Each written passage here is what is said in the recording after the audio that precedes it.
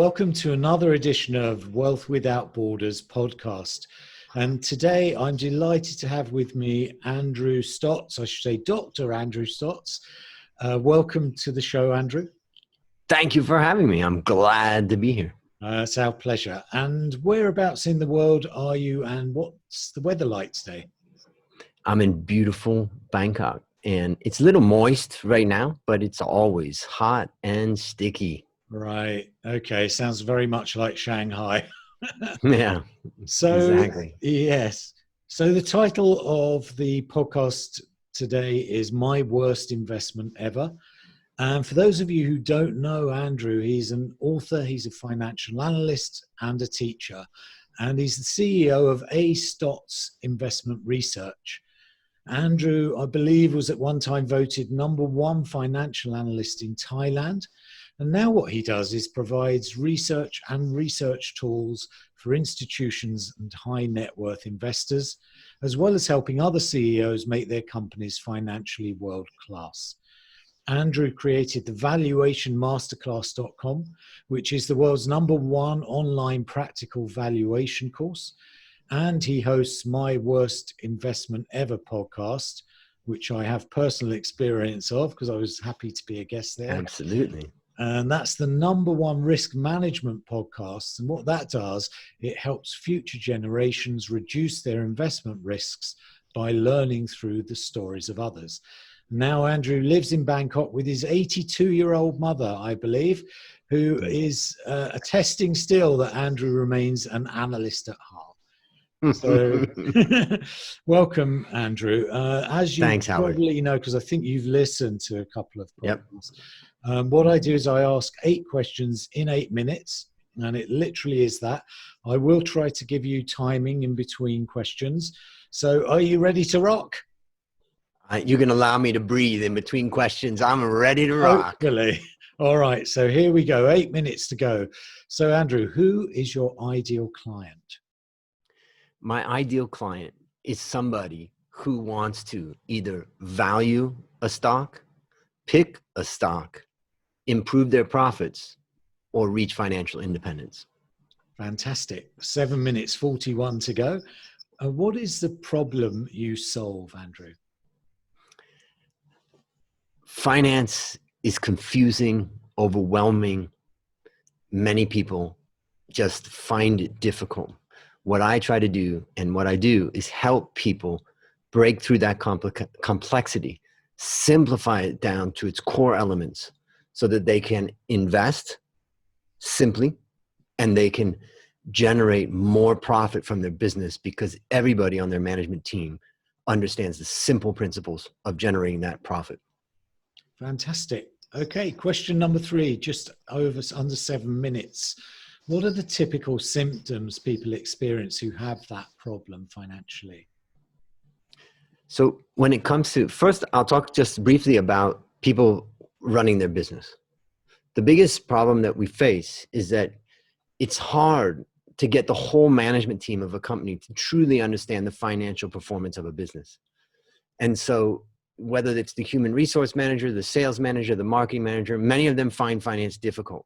So it ends up being the CEO and the CFO that understand it, and sometimes not even the CEO that well. What I do, and I have a program called the Value Accelerator program, where I train the whole management team in a simple way. Finance made ridiculously simple, in fact, is the name of the course for that.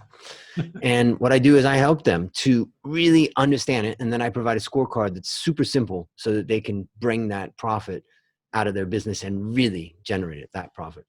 Fantastic. Making finance simple, I can tell you, is an art in itself. 5 minutes, 54 to go. Question number 4. What are the common mistakes that people make when they're trying to solve this problem?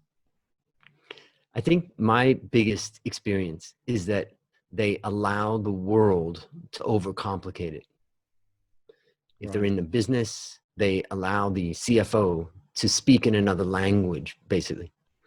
If it's in the investment world where people are investing, I try to help them cut through all the complexity that financial institutions actually create, because more complexity means their job is there secure. Mm. And it also tends to mean that they can charge more for their products. Yeah. So I think that, really it has to be about how do we really simplify these things so that people can start talking in the same language. And what I really work on is empowering people. Great. And again, I can speak to that, jargon-free, simple approach is really valuable. 4 minutes, 47 to go, Andrew. Question number 5. What's one valuable free action that people checking out the podcast today can implement? It won't help them solve all the problem, but it can help them solve some of that problem. So I'm going to give you one piece of that I would say, go to the website of Vanguard and look for a fund called the VT fund. It is a passive, low-cost fund that owns every stock in the world. Well, not really every stock, but let's say every large and liquid, about 8,000 stocks. So for individuals that are thinking about how do I invest, that one instrument can give you equity exposure without the risk of picking any one individual stock, country, region, sector, that type of thing. So I think that is a very valuable resource that can help you. Fantastic. And we'll put the link to that in the bottom of the podcast. 3 minutes, 44. Question number 6. What's one valuable free resource that you can direct people to that will further help them with their problem? If they go to academy.astotz.com, my website for all of my teaching, I have a free course for them called 40 Investment Words You Need to Know. So for individuals that are investing, that's something that I have right there. So you can understand the core 40 words that I use in the books I've written and in the, in the courses that I've developed. And while they're there, they'll be able to see the other courses that I do. I think, the one that I'm most excited about is Finance Made Ridiculously Simple, which I've just finished. I love that title. Okay, 2 minutes, 55, Andrew. Question number 7. What concept, book, or program or talk has been most impactful in your experience? Well, I just took a picture of myself with this book and I sent it to the author, and I sent it to the author on Twitter. And I just said, this was a valuable book for me. And what this book is, this is the book. It's called Your Money and Your Brain. And it was written by Jason Zweig. And I think he wrote it, a while ago. It's not a new book. And you can see I've dog-eared it and put all these marks and all this stuff. But what this book taught me is that investing is actually a physical activity.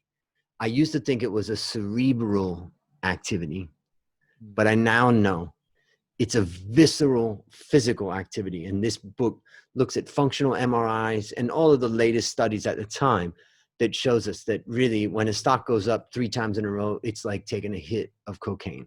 Yeah. And when stock goes down significantly, it's like being chased by a man with a gun coming after you.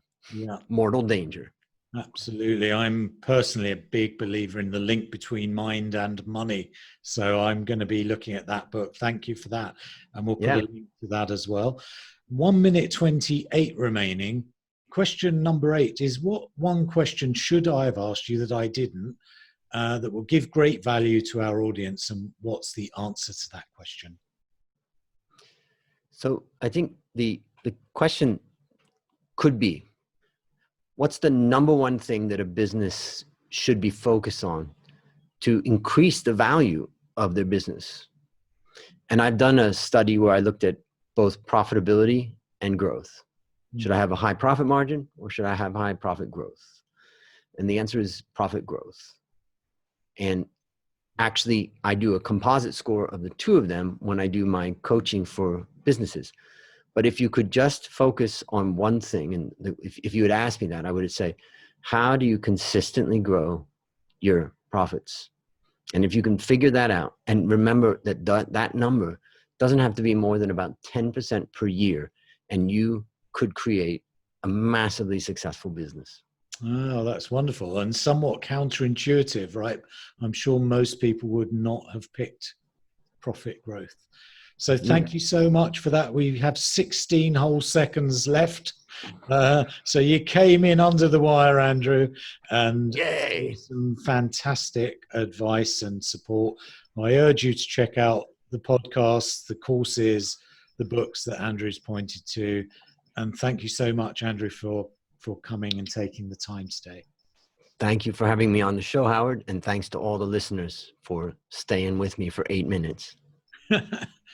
Cheers. Many thanks for checking out Wealth Without Borders podcast. I'd love you to head over to iTunes, subscribe, and leave us a review. And if you'd be kind enough to do that, I would really appreciate it.